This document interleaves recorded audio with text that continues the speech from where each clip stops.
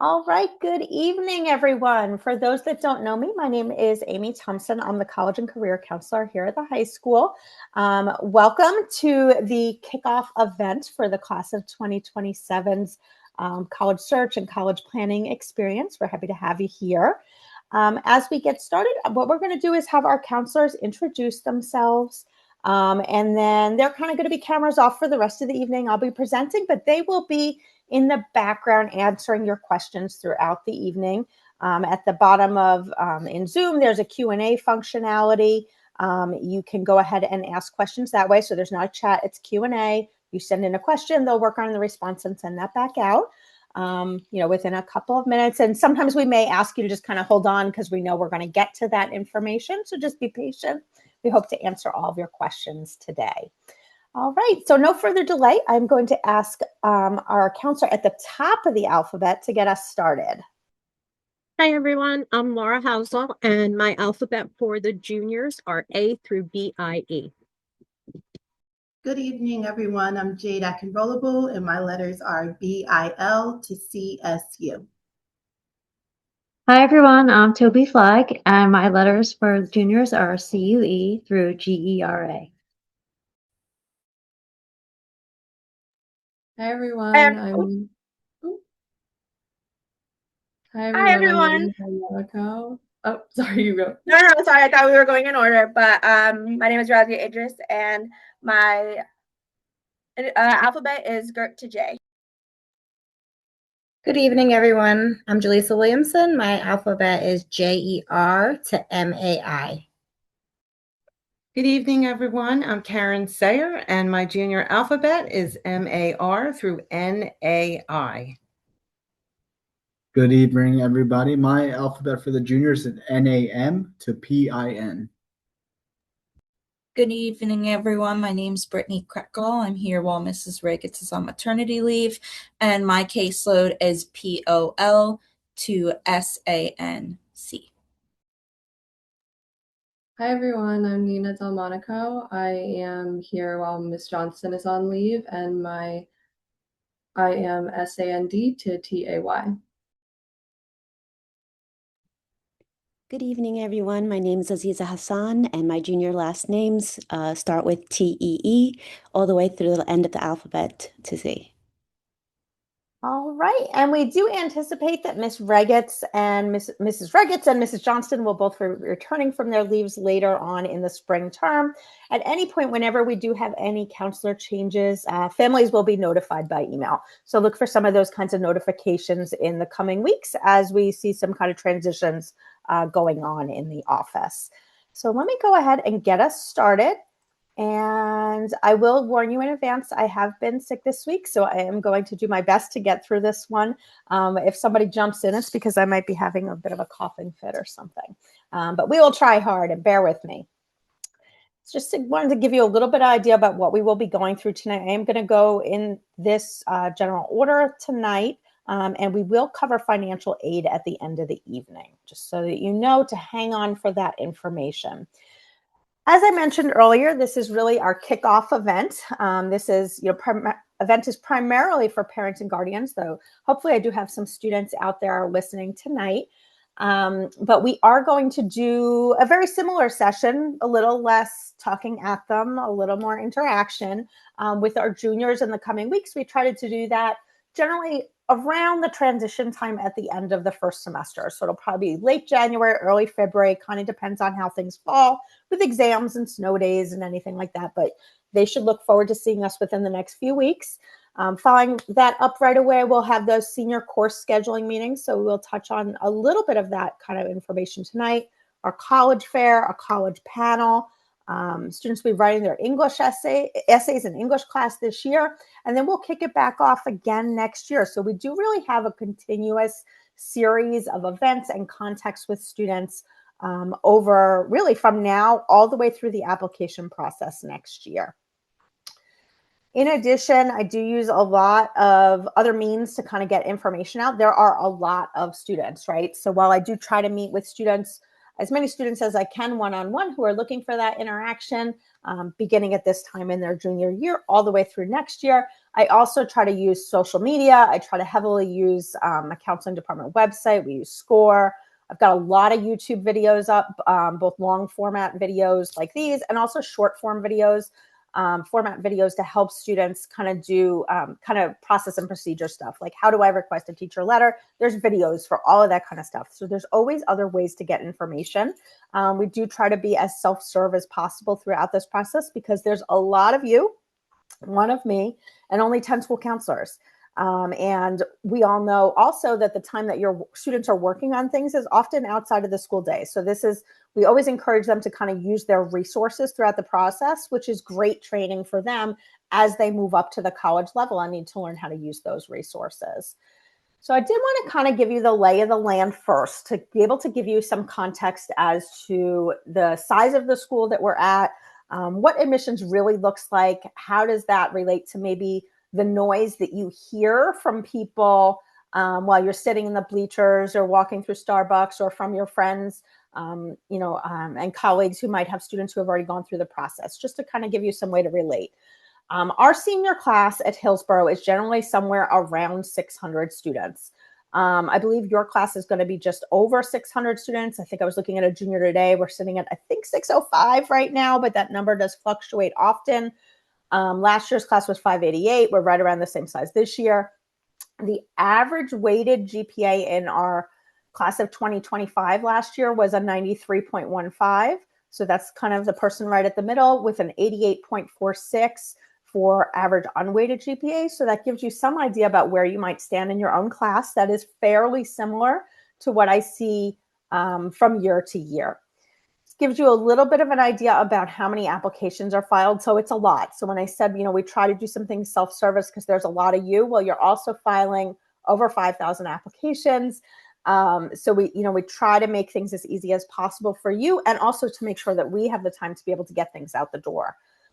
Despite what you might hear, and we hear so much in the media and from our friends about how many schools students are applying to, the average Hillsborough student who's applying to colleges does apply to 9 schools. So while you might hear a lot of noise about very large numbers, know that that is a smaller contingent of students, and there are just as many students applying to 5, 6, 7, 8 schools as there are numbers in the higher teams and ranges like that. This is just a quick snapshot of some of where our students went last year. And looking at kind of the most popular schools here, this is a fairly consistent list from year to year. When I was putting this together, I don't feel like I added anyone new to this, like top 10 or 12 on here. It changed order. It changes order from year to year, but these tend to be our more popular schools. Sometimes we have others sneak in there. Sometimes Pitt has been up there with 11 and 12 students. Ohio State has been popular, seems to rotate from year to year, but this is a good core group here. And you get an idea of some of our selective matriculations. And I'll show you a little bit later how to get more information about where our students have gotten in and where they attend. At this point with our current seniors, they have heard back from their early decision schools, and many of them have heard back from at least one or more of their early action schools or rolling admission schools. This just gives you an idea about what we're looking at this point in early January. We've got some students who have been admitted early decision. So those schools that are on the left there, the students who've been admitted there are locked in. They will be attending those institutions for sure this year, and they are done with their college search for the rest of the year. So from now on, they're really just looking for scholarship opportunities, keeping their grades up, and enjoying the rest of their senior year. In addition, you see a lot of other schools where students have early admits. These students are not locked into these choices. They're just some of the places they've been admitted to. And there's another 200 on top of that. So a significant portion of our senior class already has some admits under their belts. And then they just kind of finish putting out the last big bulk of applications. We'll still put out, probably another 100 or 200 total on that number of about 5,600. Just as we kind of, get through the rest of this month, and then it really pretty much wraps up by the end of this month for sure. So let's talk about that whole idea of a search and applying to many schools. I really encourage students to think about several different things when they're trying to figure out what kinds of schools should be looking at and what schools should be on my list. And I really encourage students to think a lot more about the qualities of the school and how they fit with their own personal qualities than they do about the name of the institution. Because at the end of the day, it really needs to be the right fit for a student. Just because it's the right fit for their friend or they, like the name of that school does not mean it's the right place for them. So I kind of look at it as sort of a big pie, like a little bit of a piece of pie. We've got our social environmental factors, financial fit, and also academic fit. And for each family, these three, sections of the pie are going to be different sizes. For some, financial is a much bigger piece. For others, it's not as important. Academic is definitely important. We want to make sure that it's a place that offers the academic programs and majors that the student is interested in, and that it's a good fit for their past academic performance, as well as, kind of what they're looking to be at that next level when they get into college, and that there's lots of opportunities that they might be looking for. In terms of social environment, a good thing is to start with those basics. So size of the school, location of the school. Is the student looking to be in a city, far from the city? How far from home is comfortable? Do they want to be very nearby? Do they want to be kind of a drive away, a flight away?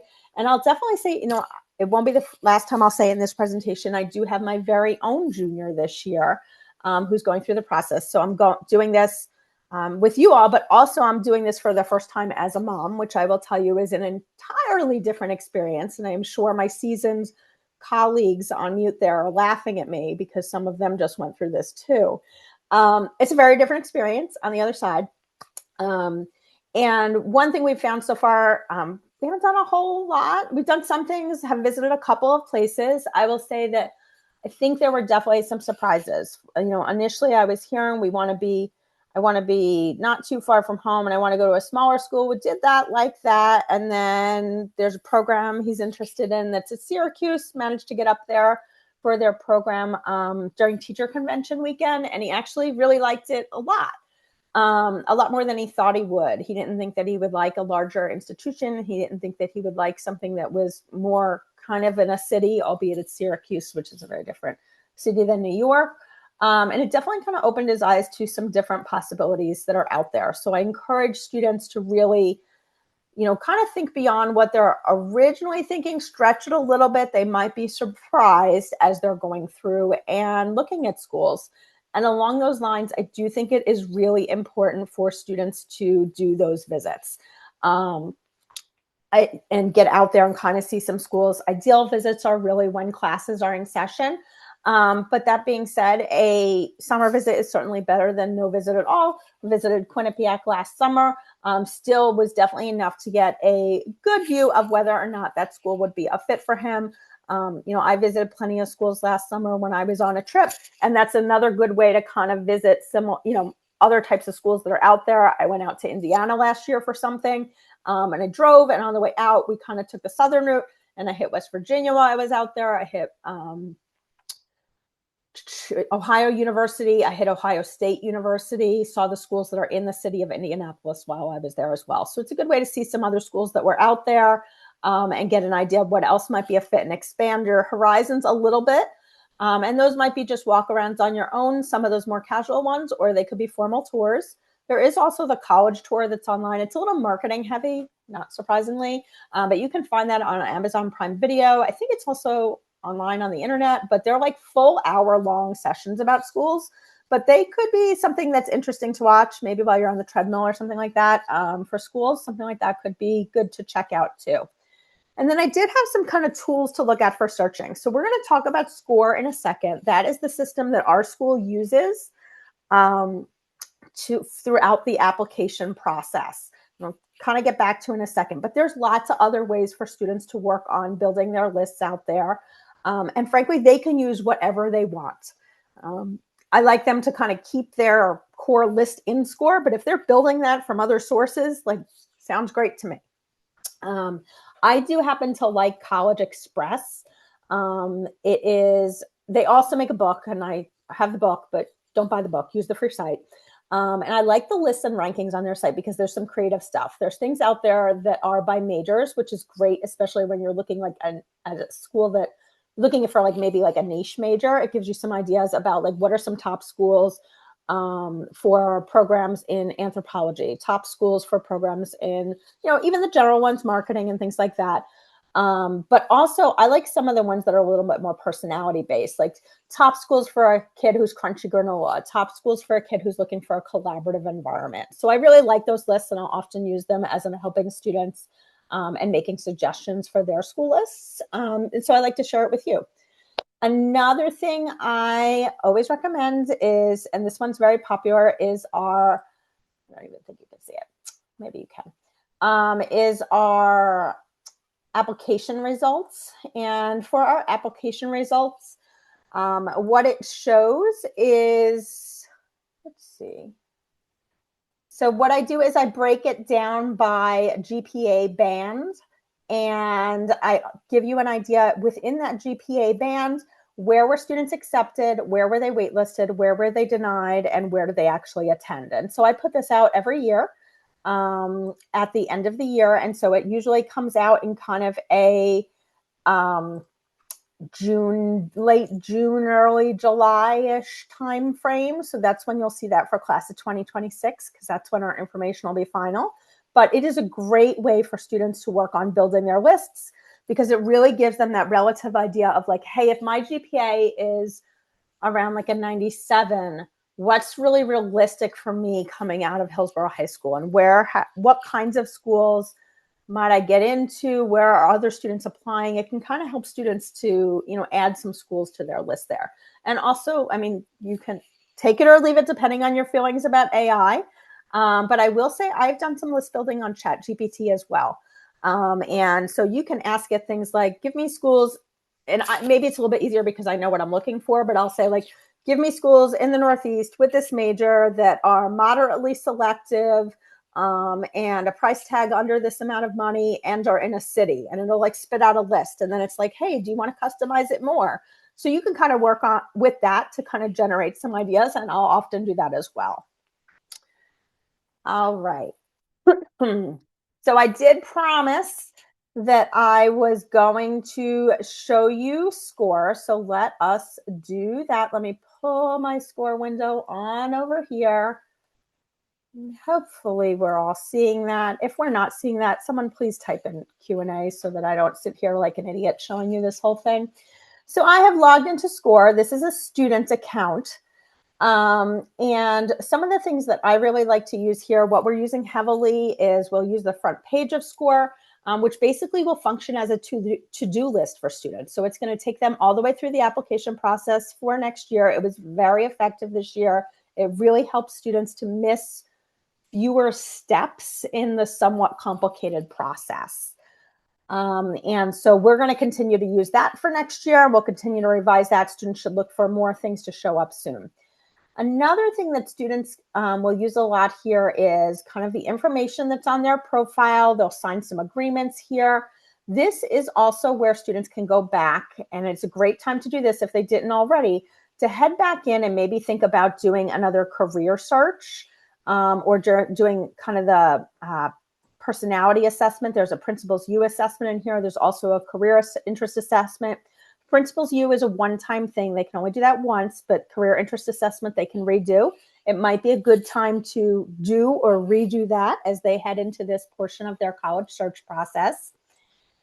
On Discover up here, they can do a search, and everything in SCORE is really dynamic. So what you see is always different from what I see because it depends on what the student has already done in there. But they can do some basic searches in here. So they could say things like, I am looking for like a sports, let's see if I get anything on sports media, sports related, sports communication. That's what my son is interested in. So I'm going to pick that. And we're looking for 4-year schools, medium and smaller in his case, suburban, town, kind of ideal. You can start with locations. So maybe something in the Northeast. And let's say I want to add Maryland, we can do that. The more things you start picking, the smaller the count is going. So that's something to keep in mind as you are doing searches. If you are not getting as many as you want, make your search less restrictive. That's going to give you more options. And then from here, you can go ahead and you can follow a school. So you're just like basically tracking it.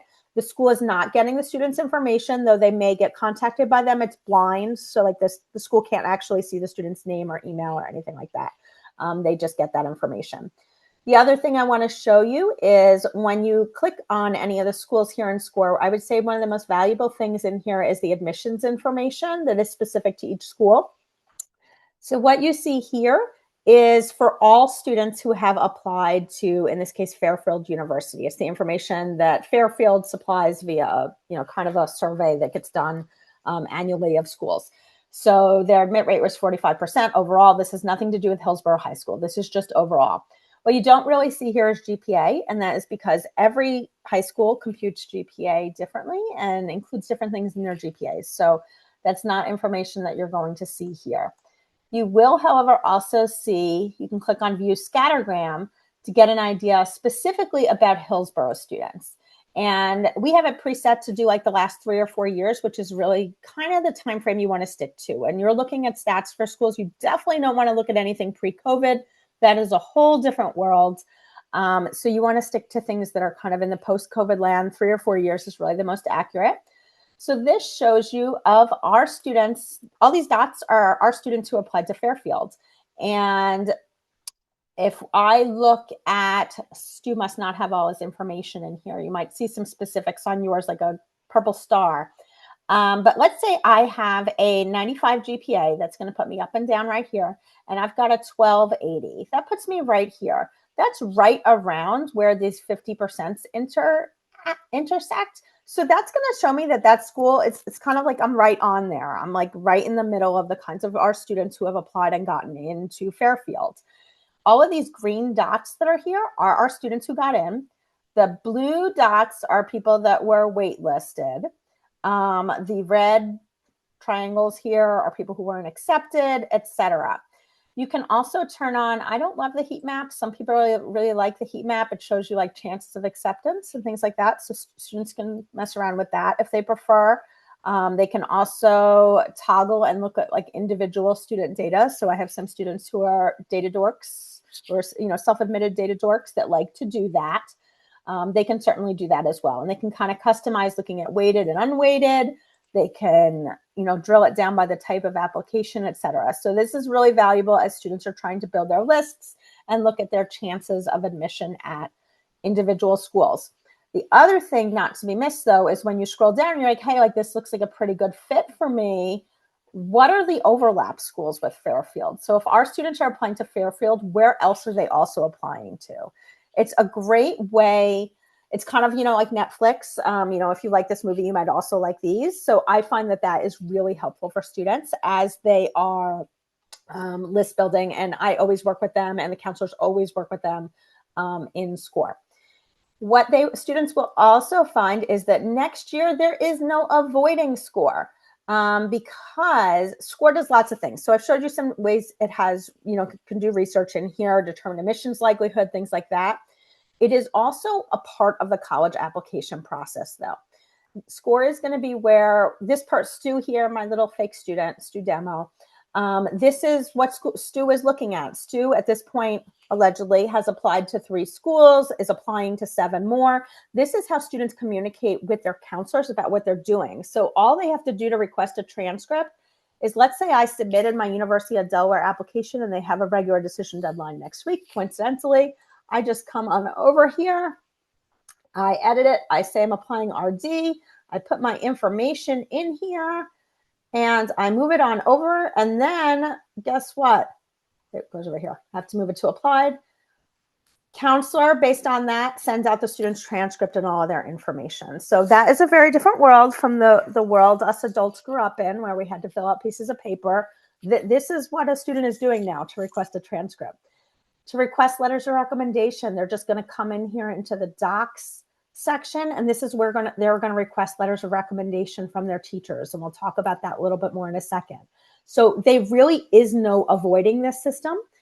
SCORE does also have an application that is for a smaller subset of schools. I will say that the vast majority of our students use a different application called the Common Application, but some students also will submit some applications on SCORE. You can see, these schools over here, Brandeis and Bucknell, will take a SCORE application. But sometimes I hear from students like, oh, I'm not using SCORE because I'm applying using the Common App. And we're like, yeah, but you have to, because without that very important step of sending out recommendations and transcripts never happens. So it's super important that they do use it. All right, so now we've kind of seen SCORE. The next thing we want to think about when we're building lists are, I kind of call it, I alternate between how I think of this as kind of buckets, like a probable or the old safety moniker, matches and targets, reaches, and then further reaches and dreams. But I also kind of really try to think of this as a continuum. So there are degrees of reach, there are degrees of match. When I think about match schools, some of them are closer to being a probable. Like, I'm not so sure it's a definite that I'm willing to call it a probable, but it's also easier than some other ones that might be closer to the reach end of the continuum. So it is really important that as students are building their lists, they do have a well-balanced list of schools. If a student is really comfortable in that probable and match land, and that's the schools that are on their list, that's great. That can be their whole list, if that is what they are looking for in terms of schools. And you'll see some perks under those probables. That's where students are really going to see those honors programs and scholarships, probably where they're going to find the most affordable schools are schools where they are above the average statistics for that school, because that's a really desirable student. Schools that have the funds to do so are going to, want to give those funds to your child. That is where students are going to see the most merit-based money. As you kind of go up the spectrum, you're going to see less merit-based money, because if you are looking at a reach where you're below the average stats for admission, you're less likely to get merit money there at the vast majority of schools. So I kind of look at the whole thing as, like I said, a spectrum that's out there. What I will tell students, and I'm very honest with them, and they know that, if you talk to seniors, they will tell you I'm very, sometimes brutally honest with them. I'm very honest with them about what their chances are in relation to what we've seen in the past. I've been doing this for a long time, their individual record, etc.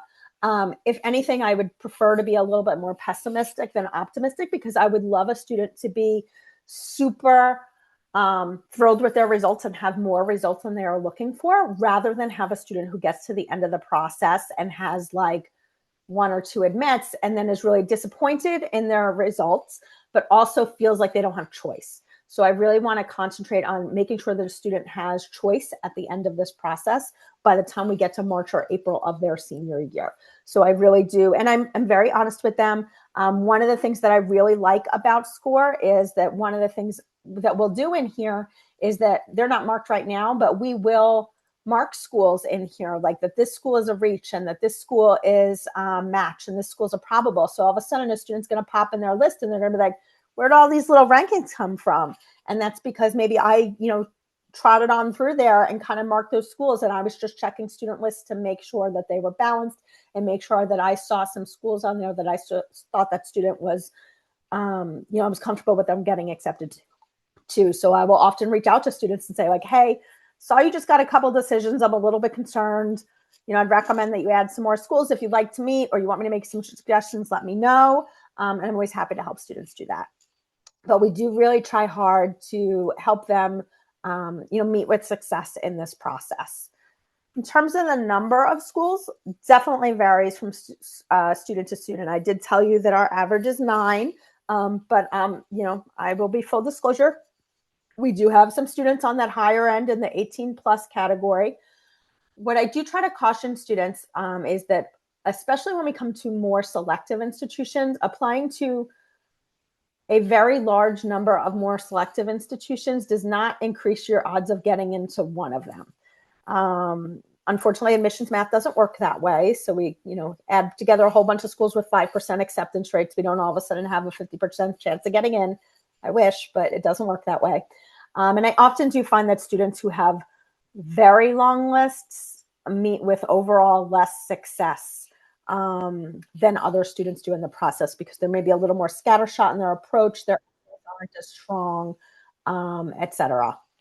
And so I encourage students to kind of find that more balanced number for them that is really somewhere in the middle. Okay. Also important is to get an idea about some of our popular schools and, who are they accepting? And so this is kind of just a smattering of schools. I tried to pick a different number of school, a whole bunch of different schools that are in here. One thing that's really important to remember is that I'm showing you here our average high school weighted GPA. So if we take, let's say, Montclair, and our average GPA getting admitted there is a 92. Do we think that students with an 85 get admitted? Students might be getting pretty bummed, thinking like, oh my God, I have no chance I'm below that 92. Not the case, because if we take like an 85, which is 7 points below that 92, and then we take like a 99, because I'll tell you, we also have students with 99s that are applying to Montclair. Just as many of those 99s are getting in as those 85s. So it's really important to remember that these are average stats and students above and below get in. I would say that when we look at these schools, we're kind of the schools that are kind of just more in that, just kind of plain old selective category or somewhat less selective, they tend to have a wider spread of students that they admit. The further up you go in terms of selectivity, I would say the less widespread the admits are. So for instance, if we want to talk about like Rutgers, New Brunswick, we're not going to see those 85s, being admitted to Rutgers, New Brunswick. Generally, what we're seeing there is students that are kind of in the 95 and up. I have some students there who are waitlisted with over 100. So that spread is definitely less wide as we move up. That does kind of bring me to Rutgers, which is very popular for us. We typically, are averaging around 300 applications there a year, which is, a good half of the senior class every year. I want to kind of point out how Rutgers does admissions as long as they don't change anything. So right now, when students apply to Rutgers University, they can apply to 3 schools within the entire university. So they can apply to 2 schools in New Brunswick and 1 school in Newark. Actually, let me break that down a little bit. Rutgers University is made up of many smaller schools and also 3 different campuses. So we have 3 campuses for Rutgers, New Brunswick, Newark, and Camden. And then within, say, New Brunswick, which is not surprisingly our most popular one, we've got the School of Arts and Sciences, the Business School, Pharmacy, Nursing, Engineering, and School of Environmental and Biological Sciences. And I don't think and Mason Gross School of the Arts. So we've got all those separate schools. So you can apply to, and then up in Newark, which is our next most popular, there's Newark Arts and Sciences, School of Labor Relations or Public Policy, something like that. There's a School of Criminal Justice. There's a business school up there, and there's a nursing school up there. Students can apply to 3 total when they fill out their Rutgers application. For Rutgers, they get 3 separate decisions. So I always encourage students to maximize their chances of getting into Rutgers and apply to many schools. And a student might say, but I want to do finance. Why would I bother applying to anything other than just the business school in New Brunswick? Well, you might bother doing that because Rutgers and many other schools out there allow school-to-school transfers. And at Rutgers, that process is not terribly difficult for most of the transfers that a student might want to do. So a student could start within the School of Arts and Sciences in New Brunswick, take the prerequisite courses, which Rutgers does very well. They are very well defined and they are very clear about what their criteria are. Start maybe as an undecided major economics, take those prerequisite courses, apply for a sophomore year transfer to the Rutgers Business School in New Brunswick. It is actually a little bit easier to transfer within the university than it is to transfer from outside the university into the university. So that's important to remember. It's also a little bit easier to transfer from New Brunswick school to New Brunswick school than it is to transfer from Newark or Camden to New Brunswick. So those are just some good things to kind of know. So the overall accept rate of students getting into Rutgers from Hillsborough is 62%. You might hear other crazy numbers that are out there. What's important to remember, though, is that's to any New Brunswick school. So it may not be their first choice. It could be, one of the ones that was further down on their list. Penn State does it very differently. When you apply to Penn State, you get 1 crack at main campus, University Park. So when you apply to Penn State, you say, my first choice is I want to start in University Park and end in University Park, and I'm interested in, let's say, finance. And my second choice is that I want to start at Altoona and end at University Park. We don't get to say my first choice is finance in University Park and my second choice is psychology in University Park. They don't let you do that. So you can do fall University Park. Then you could also check the summer box and they could look at you for summer in University Park. And then your next choice would be some other campus. So their accept rate looks lower, but it's kind of different, right? Because different things are included in it. So it's important to see kind of how stats don't tell the whole story because schools don't all admit in the same way. So you don't want to base everything you're doing on stats like accept percentages. Another place to be really careful is large public schools that are out of state for us. So, let's say like a University of North Carolina, Chapel Hill comes to mind. That accept rate for students from North Carolina is not abysmally low. But when we look at an out-of-state student, all of a sudden it is way harder to get in there. And that is the case for not all out-of-state schools, but some of our most popular ones. So University of Virginia, Michigan, UNC Chapel Hill, Georgia Tech, the University of California system, University of Texas, Austin. Those are the ones I would say that pop right. University of Illinois, that's very popular too. Those kind of pop to the top of my head as places that are much harder to get into as an out-of-state student. So when students are looking at those schools, it's important to focus on the stats for out-of-state students, not in-state students, because they do not always align. You can see I've got some arrows here. So I tried to give you an idea of, where some places are getting more popular, less popular, harder, easier to get into. So just thought that info would be helpful. So some key data you want to be looking at, students' GPA and test scores, that can predict where students get in, students' course rigor. There are some schools where I would say a greater percentage of students might have courses that are really centered around the honors or AP or college level courses. Other schools are more of a balance. So those things can kind of factor into a student's chances of admission. We're looking at average stats, past stats from Hillsborough, etc. Those are all things that can help a student build their list. Another thing that I encourage students to consider putting on their list is to consider two-year schools as an option on their list. We've got a lot of affordability there. We're talking about a very different price point at a two-year school versus a four-year school. And many of our students, we have 20 to 25% of our students in a given year choose a two-year college, and we do have even more than that apply, because there are some students, especially at this time of the year, that are kind of straddling the fence. They don't know what their plan is going to be quite yet. They may have sent out a couple of four-year applications. They've also completed the RVCC application, so they know that option is there for them. And they're kind of playing the field, and they're going to see where things land by the time we get to the spring. And that is another very viable option for students. They should certainly keep their options open so that all of the options are in front of them at the end of the day. Two-year schools can be a great place. I talked about saving money, but also for those students who really don't know quite what they want to major in, don't really know what they're looking for in a four-year school. It gives them kind of a little bit of a softer landing spot in a place where they're going to have smaller class sizes, experience some change, definitely a lot of change from the high school environment, even going to RVCC, and, kind of preparing for that next step in front of them. The other thing is RV does have a lot of trade programs. We definitely have students who also will kind of do a little bit of both. They might do a cosmetology with an intention of also doing a business curriculum as well. So that kind of thing is very common there. It's a great site out there, njtransfer.org, that allows students to stay on track academically. I think one of the big concerns that families have is like, is my kid going to be wasting their time taking things that aren't going to count? So njtransfer.org is a great way to kind of mitigate that. It tells you exactly what to take at RV to transfer to any program within the state of New Jersey. So I do that with students, in the spring of their senior year, we'll look at those kinds of things. There are other two-year schools out there as well that offer housing. And there are some unique programs out there as well. So every year we have a few students attend Rowan University through their Rowan Choice program. And through that program, students live on campus at regular Rowan. They take their classes through Rowan College of South Jersey, which is Gloucester Community College, or used to be Gloucester Community College.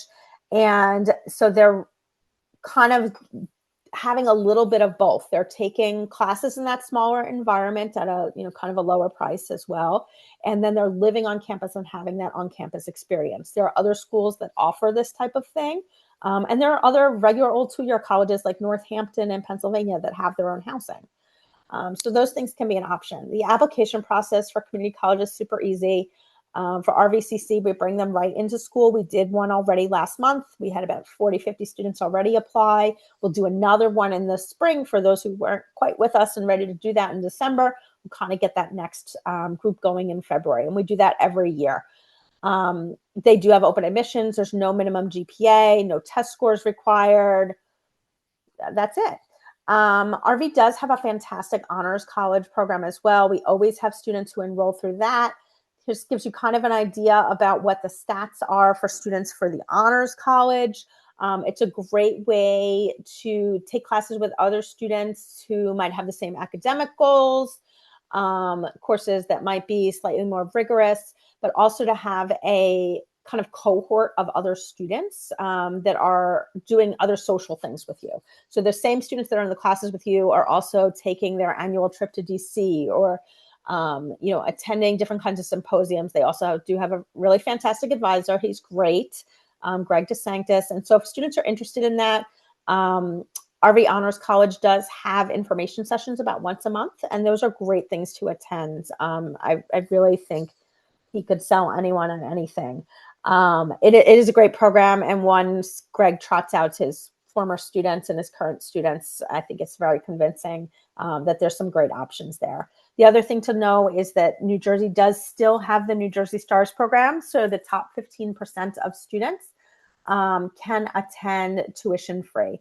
I would anticipate that top 15% number is probably going to be somewhere around 100 or 100.5 for your class year. It's somewhere generally right around in that range. But again, another reason to keep that on your list as one of the options. So let's talk a little bit about the application process here. When students apply to colleges, they have to fill out applications. I mentioned earlier, there's the common application. That is the most popular one. Students can begin a common application account at any time. I do a lot with them throughout the process to try to help them complete that application. It's really important that students have that experience of them doing that application. It's not appropriate for the parents and guardians to be doing it. It's really a student-centered thing. Kind of to be very blunt, like if your student doesn't know their home address, we've got much bigger problems here. So this is information they should be filling out. It's good practice for them as they move on, because as adults, we know we have to fill out forms. We have to do things like that, like they need to know. But this is where your role is in checking things over, making sure things are correct. That students are using the resources. I always will put out like a whole application guide that literally tells them what to put in every single field. And I put that out for them in the summer so they can work on it over the summer.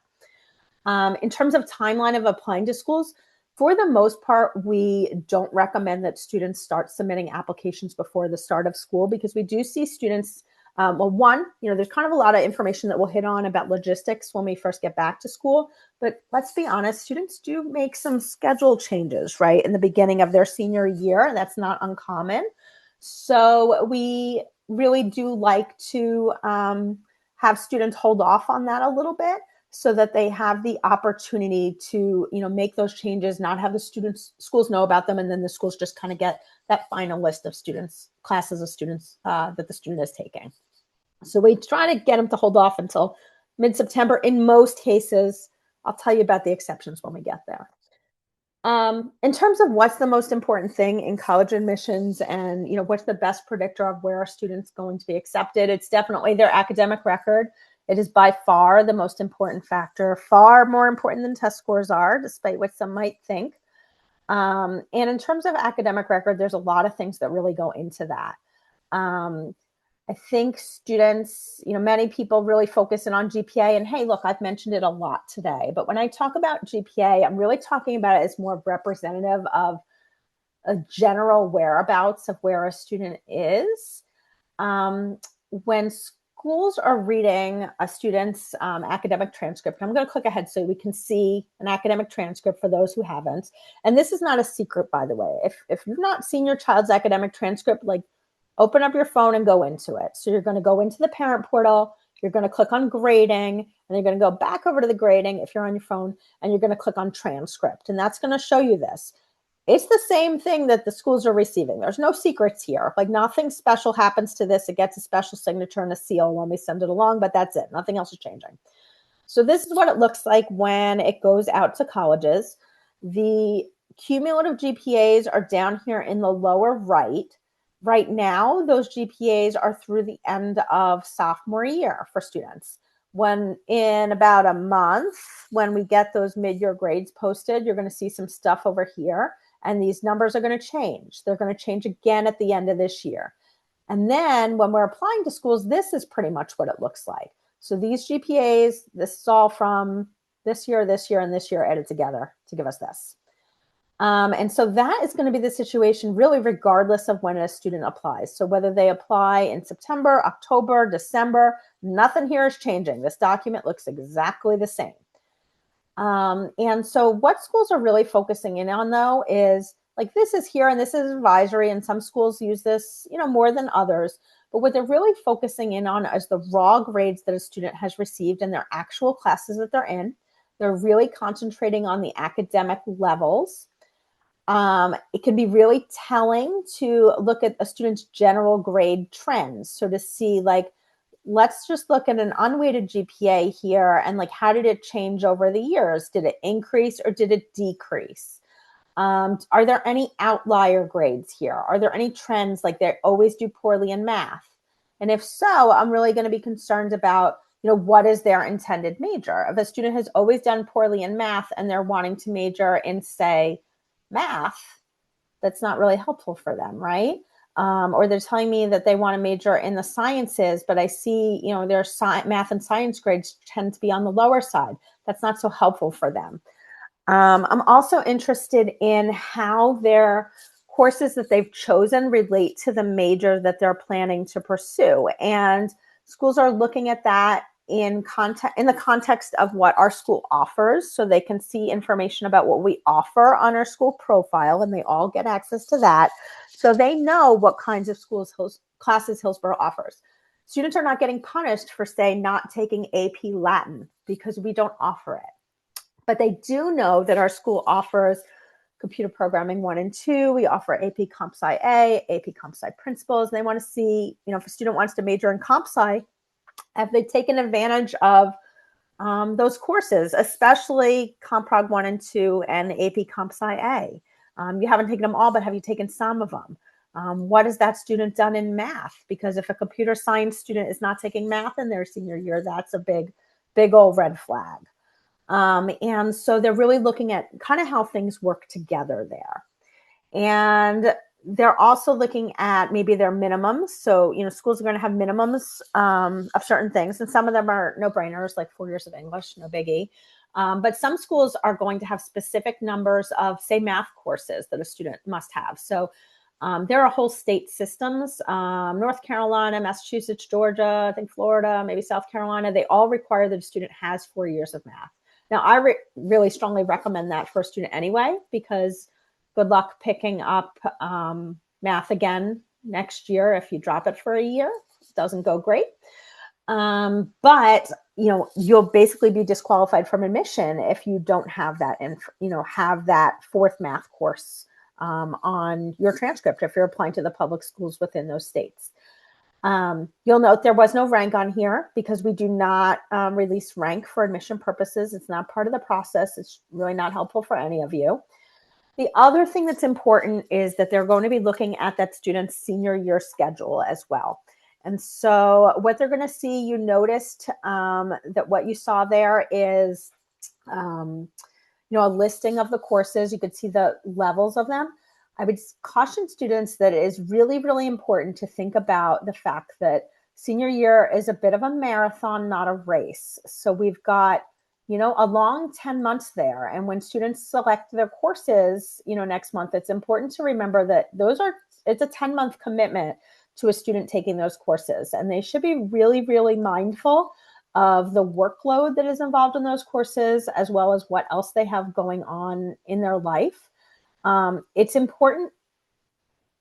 what's important is not to have it on the transcript, but also to be doing well in it, because students think it sounds great. Oh, I've loaded up my transcript with all these super difficult classes.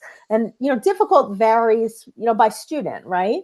For some students, like taking a fourth year, or taking Spanish 3 as a third year of language for them is rigor. Like they've, that's been hard for them, and they've pushed themselves to take more of something. So that alone is rigor. Taking more than the minimum that the high school requires, that's rigor. So rigor is not just AP courses and dual enrollment courses. Rigor is also continued enrollment in academic courses. A senior year schedule for a CP student that has a full academic load of courses, even if they are all at the CP level, that is more rigorous for sure than a student when I'm looking at their senior year schedule and all they have is English and they have gym. And then while I love my friends in the 500 hallway, they fill the whole rest of their schedule with classes in the 500s hallway. That schedule is not very rigorous and is not going to help them get into college, because when a school is looking for more grades, the only true academic class on there that's related to their program of study, it might just be English. And they want to see more than that. So that's why it's important for students to take a good academic schedule. When they've dropped some things, that's okay. Pick up other things that are in an academic area of interest and try things out. So that is important too. And that's something that I know I've talked about in letters of recommendation. Like, hey, John didn't know he wanted to do, so his senior schedule is really focused on him trying out some possible areas of interest while he's here at the high school. So he's taking a couple of business classes. He wanted to try out forensics, and he's trying public speaking because that's something he's really nervous about doing. So that tells a story, right? It is a great time to research college requirements now. So that when a student makes their course selections in, wherever that is, I'm assuming it's going to be February to be determined, they are making good choices, because the ability to make changes is very, very limited once we get, even to the end of this school year. There will be a deadline at which there will be no more changes. And last year, that deadline was right around May 1st. And after that, that was it. And you're going to be stuck with it. So it's important to, have that good list of classes. And remember, like I said, it's a full year commitment, because while the schedule might look great for the student that is coming in the senior that is coming in my office in 2 weeks, and they're freaking out because now they've gotten deferred to schools and they applied regular decision and they just got wind that all these schools want their mid-year grades. And now they've got 2 Ds and a C in, some of these AP courses. Like, that is not helpful to them. The more difficult class may be there, but they're not, meeting with success in the course. And that's the most recent info the school sees. That's not what they want to see either, right? So, it's important to remember that it's a long haul there. All right. So let's kind of shift gears to testing a little bit. Testing requirements, they are changing, much to my own child's chagrin.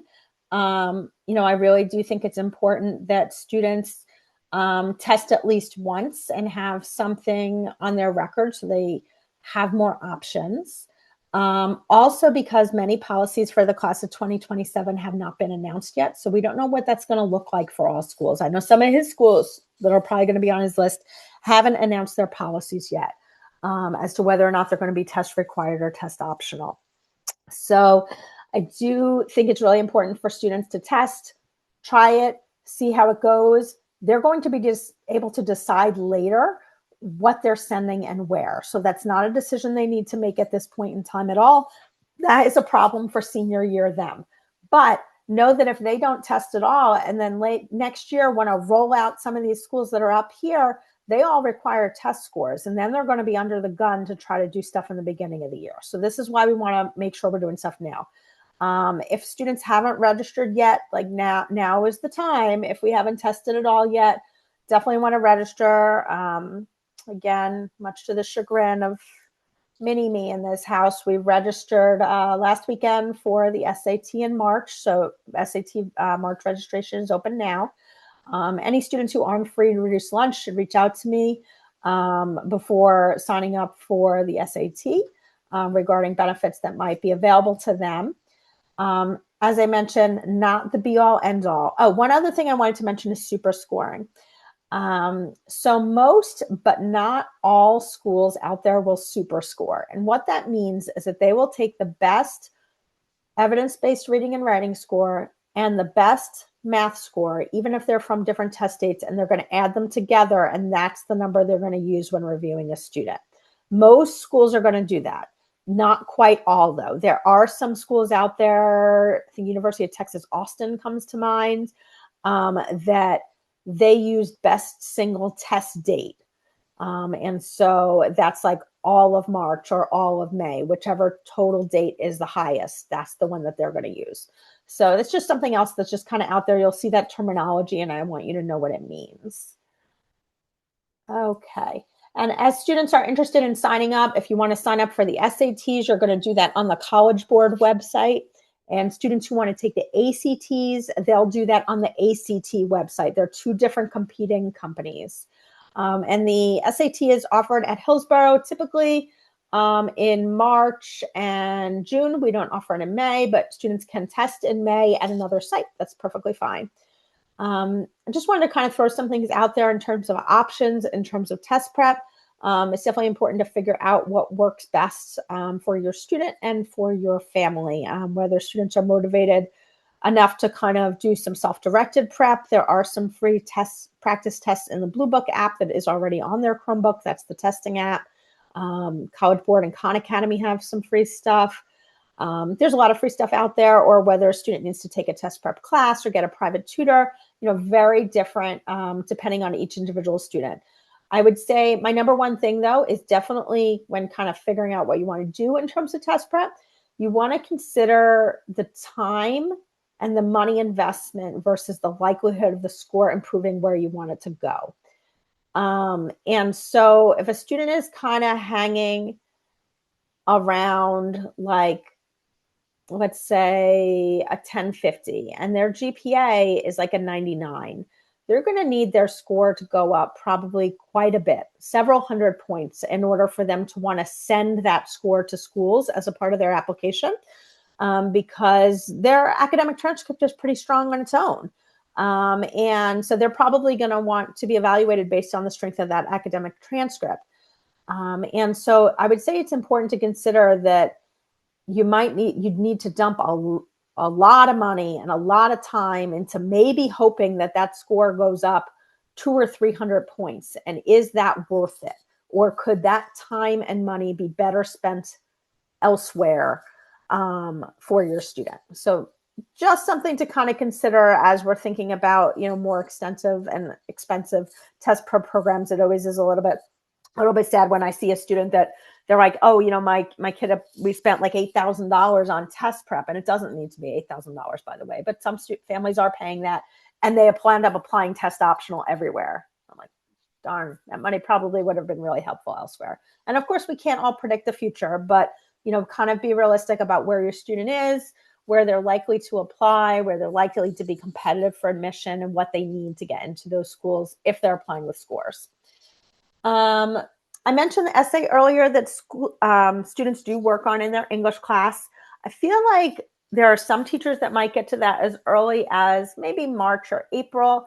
Many others will leave that for late May and June. I know, for instance, Mr. Puma will typically do that after the AP exam.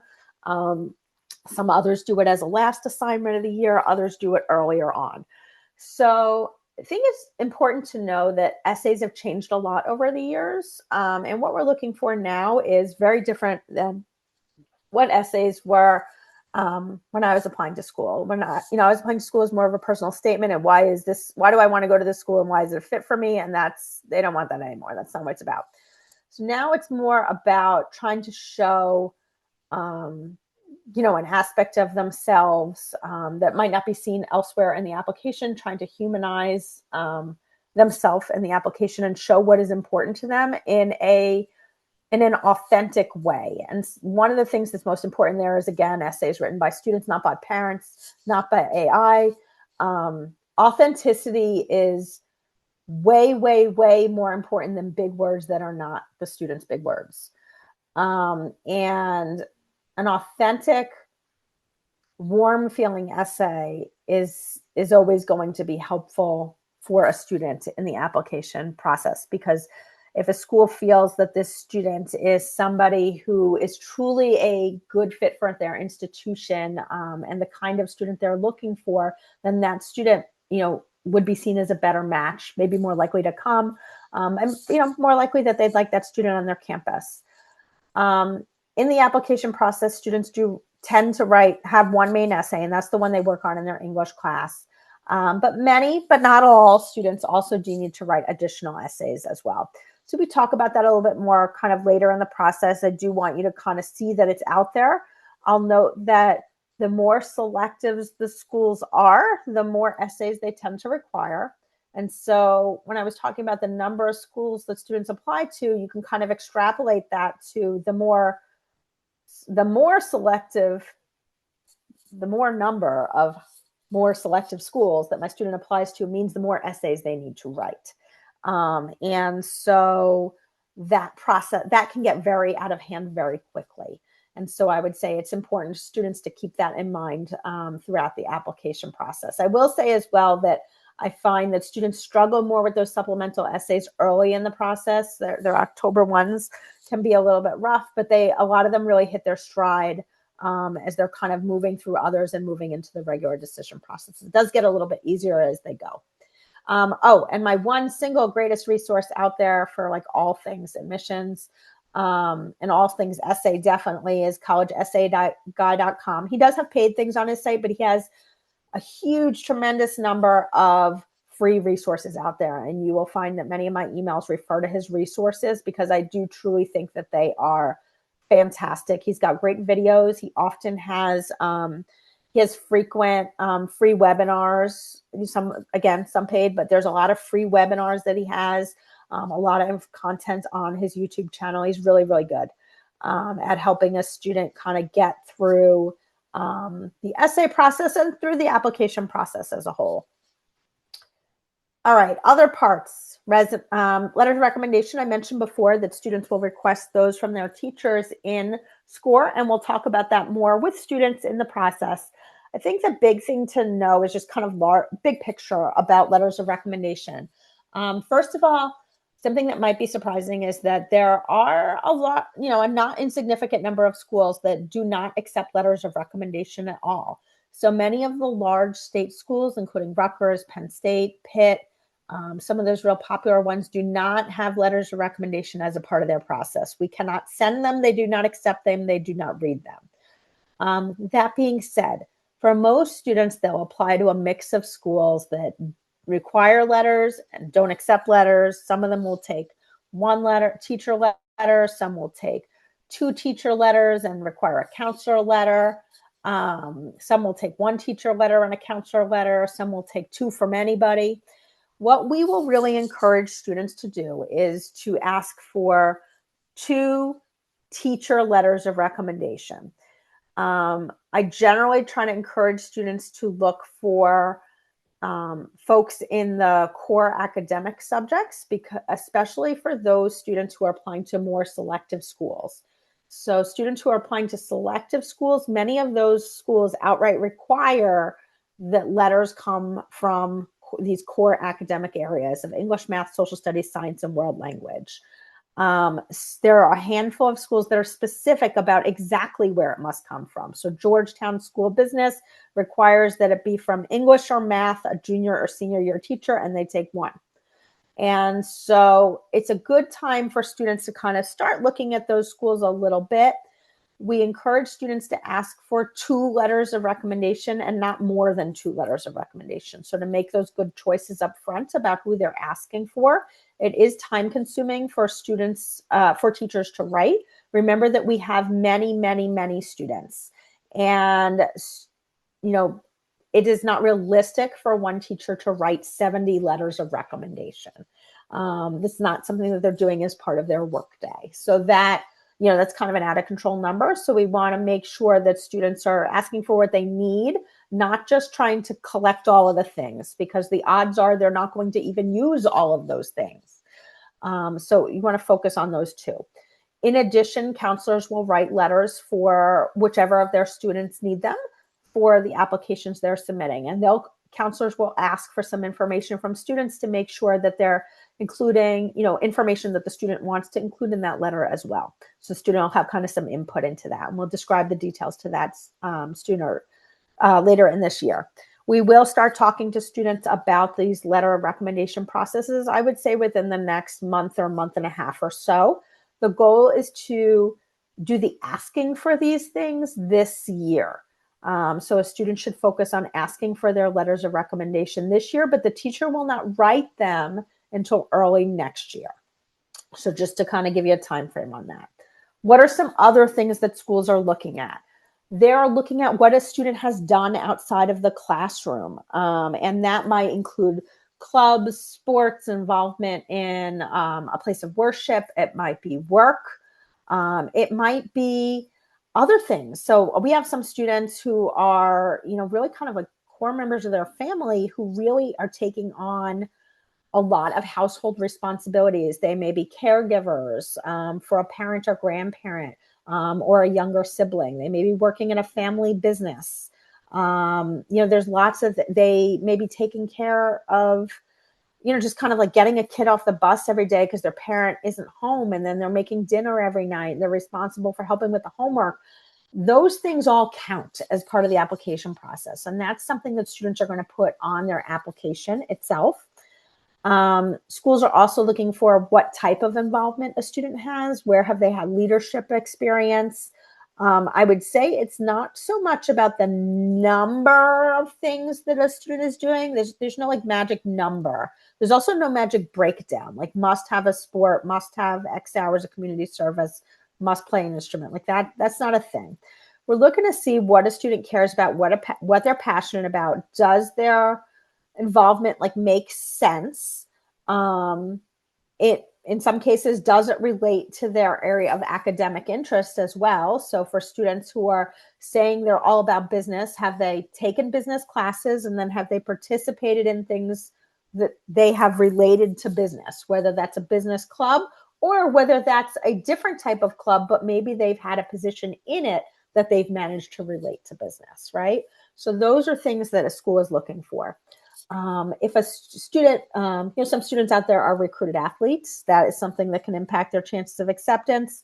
Auditions and portfolios, obviously very important for students who are applying to those types of types of programs, art and music and other types of programs. Those are important as well.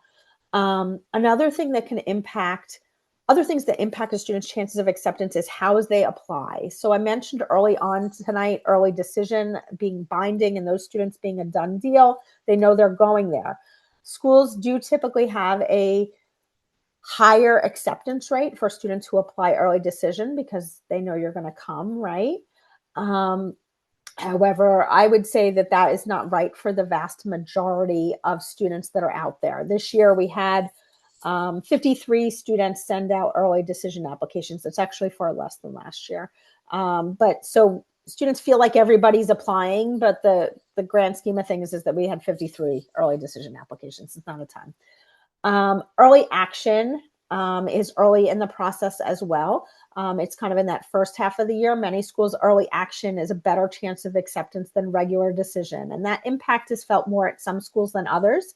And I do share that with students as we go through the process that like, hey, if you are applying to Penn State, you got to apply early action. If you're applying to Maryland, you got to apply early action because those schools have very low numbers of students who are admitted through their regular decision policies.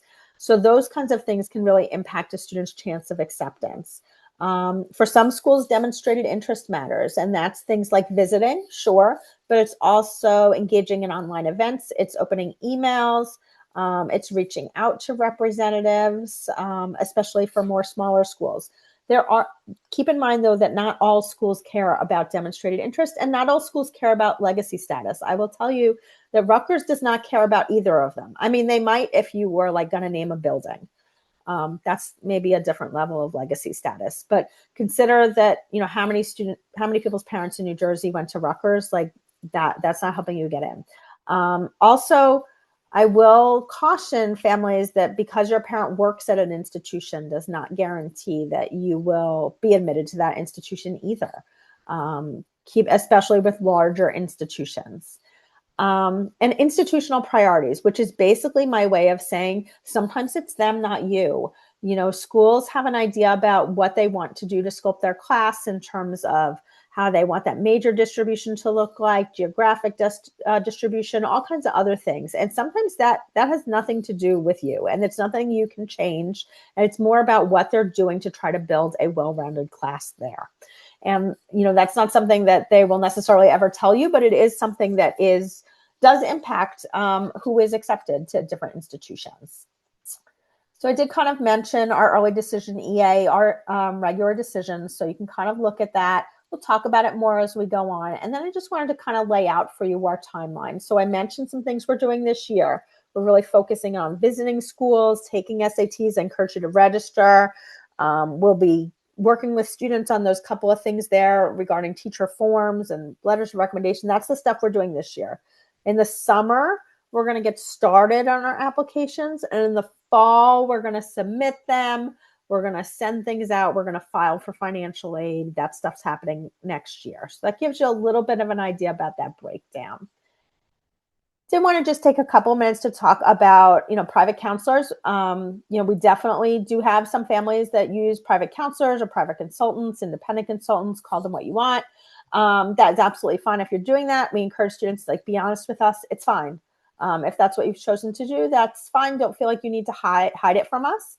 I will say if you are looking to use someone, I definitely recommend that you really look at their qualifications, their commitment. I really find that students have the best experience with people that do that for a living and have committed that to be their profession. So they are making connections at colleges and universities. They're going on college tours. They're going on fly-ins. They're participating in programs for independent consultants. They're constantly building their knowledge. They have a decent sized client base. Those people are going to be able to give you the best information that is the most helpful to you in the process and probably make the biggest difference in your application process. Because if you are paying, you're hoping to get something for that, right? And so those are the people that are going to be able to do that for you, as opposed to someone whose experience is more that they help their child and maybe their child's friend get into college. And that's a very narrow view of a very small number of schools. You really do want to focus on another, big thing for me is that I think it's really important that the person is asking you about the context of the high school that you go to. They should be, if you're working with someone, they should be asking about your score account. They may say Naviance. You can tell them we use score. They want to get an idea about where you stand within the class, where past students have gotten in, kind of get some idea about where you are. Because I find that they are, consultants who do that are really able to give you the best advice as to the most realistic list for you.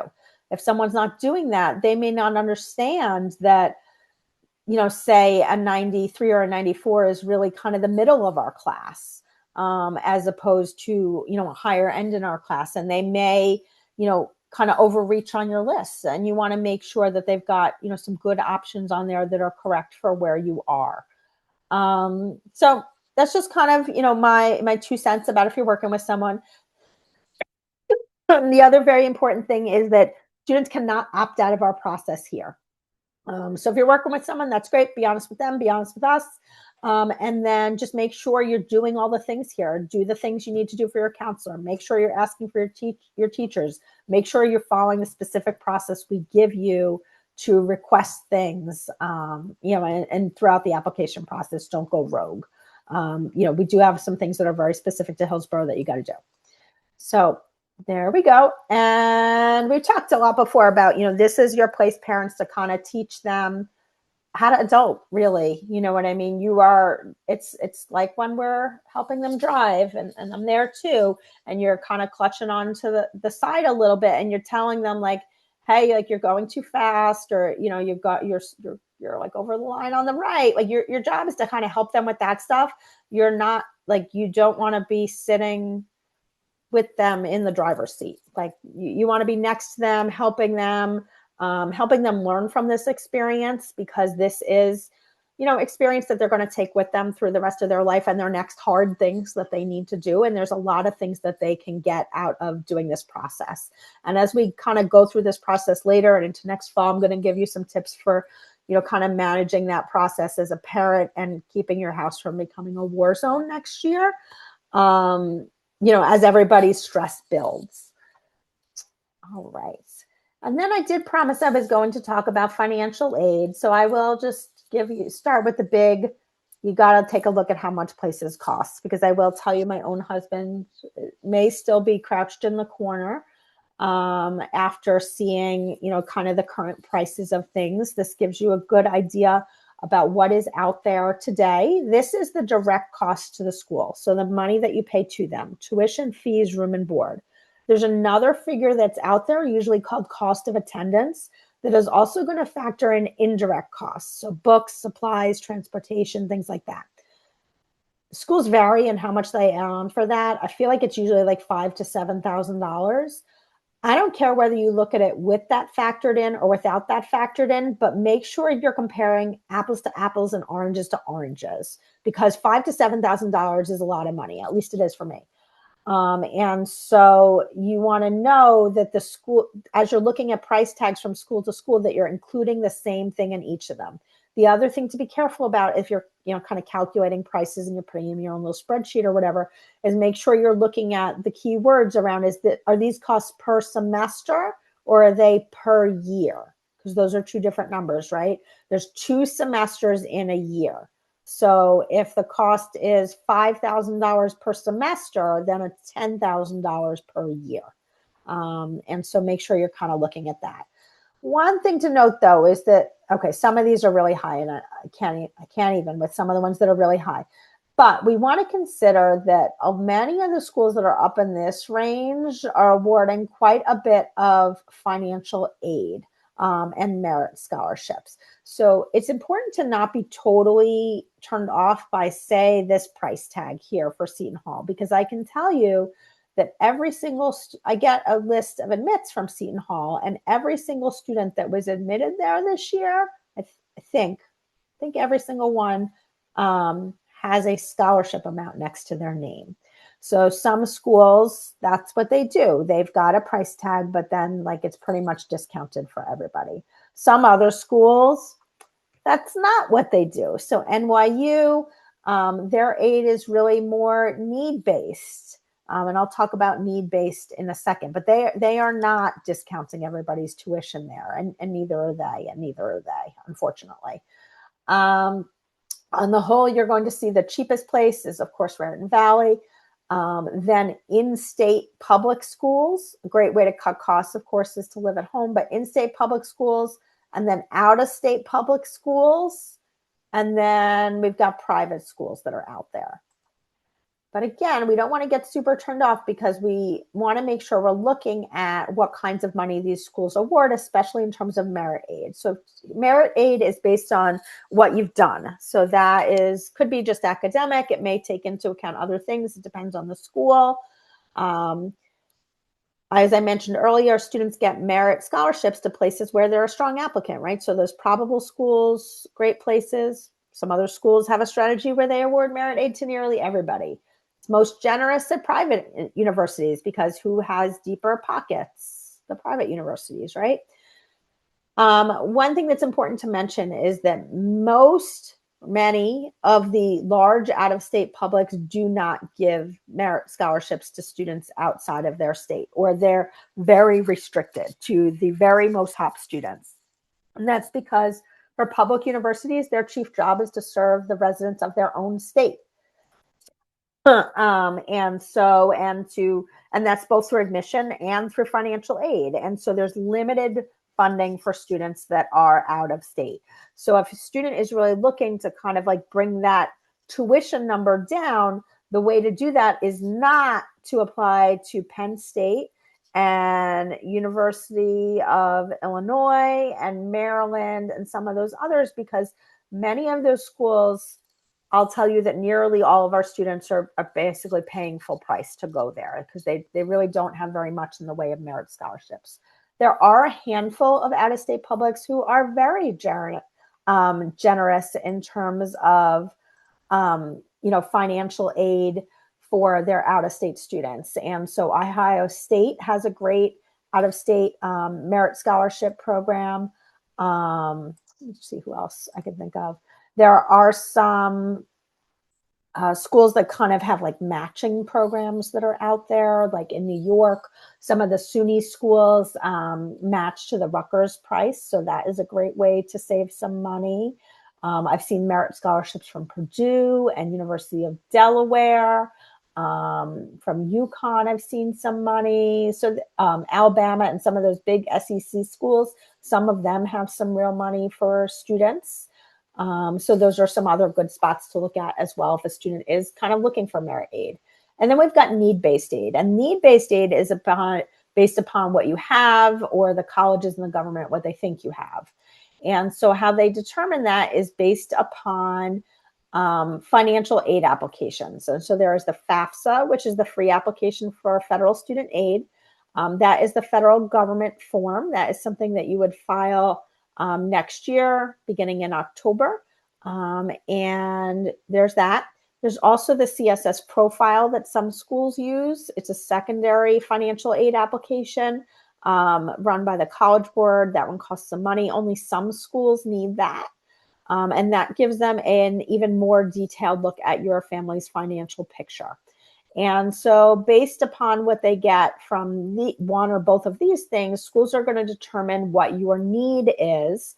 They're going to compare that to their cost of attendance, and they're going to see what types of financial aid you might be eligible for.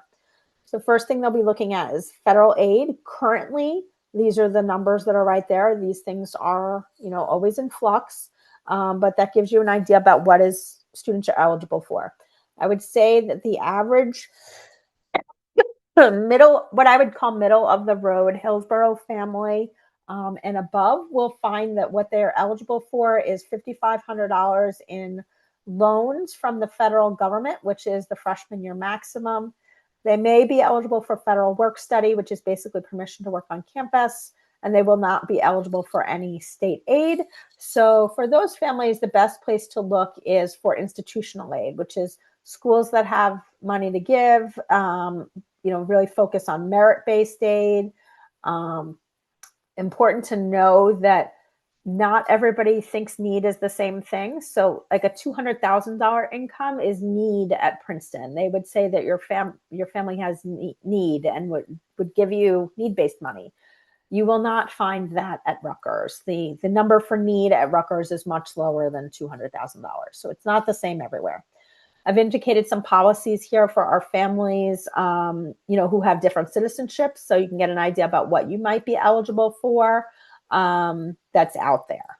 So that's just kind of the main gist. If you're looking for a lot more details on financial aid, if you did not watch the financial aid night presentation earlier this year, that is available on my YouTube channel. Very detailed, good place to, kind of check things out, learn more about the financial aid process. I would say the things to focus on are what you can do now. I encourage families to really look at net price calculators for each school. So you can find those on the school's websites. They are school specific. Always do this before applying early decision. So it tells you, based on your information, what type of financial aid package you should basically expect, what you should be looking at spending. And it is eye-opening and depressing. I would encourage students to do this at an in-state public school, an out-of-state public school, and then maybe also the private schools that are on their list. Gives you kind of an idea about, maybe what you might be walking away from. If you do have more need and you might be eligible for state aid, if you go out of state, what's the difference there? What are you walking away from if you leave the state? So it gives you an idea about what we're talking about paying. There's some other estimators out there, both to give you an idea of like your FAFSA estimated, EFC is estimated family contribution. It gives you different ideas about what your need might be. And you want to make sure that you're planning to apply to schools that match your financial needs. What we don't want to find is that when students get admitted to schools and then start getting their financial aid packages, that you're very surprised about what you're seeing, because you should kind of know more or less what we're talking about by the time your student gets those packages. If you've kind of done some of your homework ahead of time, you should kind of know what they're talking about, what kind of merit scholarship they're probably going to get, and whether or not your family is eligible for aid. And you want to make sure, like I said, that you're applying to places that meet that, because what we don't want is that in March and April, where students get those packages, that everything is far outside of their reach. And now they're really crashing out because none of the options are realistic. And they have done all of this work and had their heart set on something that's not going to happen. So make sure you're really having those conversations about money ahead of time. I know money conversations are uncomfortable. But it is important that everybody is on the same page about this throughout the application process, to kind of, mitigate that heartbreak later on at the end. So we did mention earlier on, I'm kind of drawing to a close here. And so if we have any last questions, feel free to type those in. I think I've hit a lot of them as we went. I just did want to show again what the staffing was. So if you weren't sure of your student's counselor and you kind of hit their name before, you weren't sure how to get in touch with them, I kind of included their contact information here. And they do try to, keep in touch with you as you're going. So with that, I believe that I have reached the end of my presentation. So this presentation has been recorded, which is good because it's a whole lot of information that just got thrown at you. It will be posted to YouTube within a couple of days, and I will email it out as well once it's available. If you have any questions, feel free to pop them into the chat. Otherwise, thank you so much and have a fantastic night.